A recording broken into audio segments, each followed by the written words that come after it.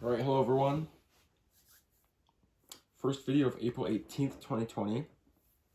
I will be doing 4 videos today, actually. Just because there's so much to be covered right now and so much stuff going on. So I'll be doing 4 videos today and still 2 tomorrow, but just there was a lot of articles coming in and I didn't want to procrastinate on those till tomorrow's videos. So the UN is now saying that 3 million people could die from the coronavirus in Africa if it doesn't get contained, the virus. The report from the UN said that if they don't implement measures to slow the spread like they've done here, it could reach 1.2 billion cases and a large percentage of those deaths. Because this is the third world, they aren't taking really the precautions that we take, and I don't think they really need to. A lot of Africa's population is very young. They do have a lot of people there, but they're constantly adding to that population. It's a very populated area of the world. They say if they implement these measures, it could drop down to 122 million cases. And remember that all of their, Cuomo even said that all of the predictions on the virus outbreaks numbers have been completely wrong. They've hyped them up like 20%. I just made that number up, but they've added to it so much. So I'm going to say this will be drastically less.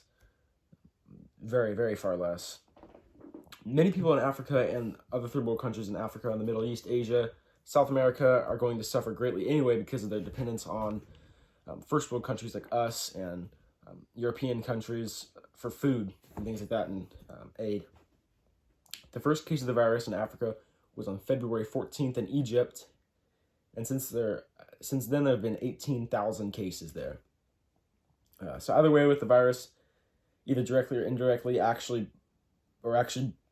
both, it's just going to ravage and destroy these countries and this whole continent. Which again was the plan for third world countries, take them over, turn them into our enemies, like terrorists and just third world country crazies, and then kill them off with some bioweapon, which this won't be the one, but it will be sometime in the future, probably next year.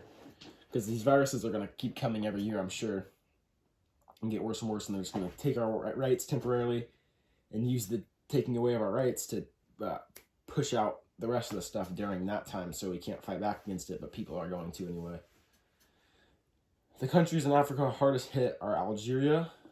So they're using the virus as a way to just kind of pause life and a way to push out things without us being able to even protest them or anything like that, which is completely absurd. People are getting fined so much money for going out protesting. And I just read today, even going to the beach, I went into the beach and I moved the roadblock that was there, and someone snitched on me because the forest ranger wasn't there when I did that.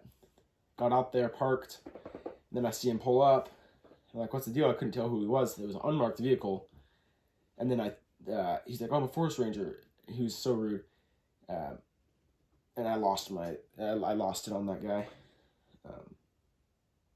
But to get kicked out of the beach, like, wow, that's public land.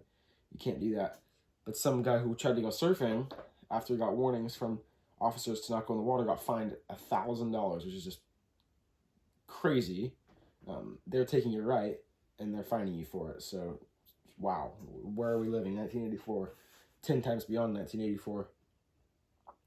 But anyway, the countries in Africa hardest hit are Algeria with 348 cases, then Egypt, Morocco, and South Africa.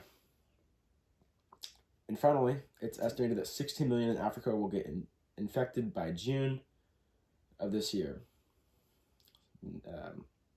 Very soon. That's all for this one. I'll see you in the next one.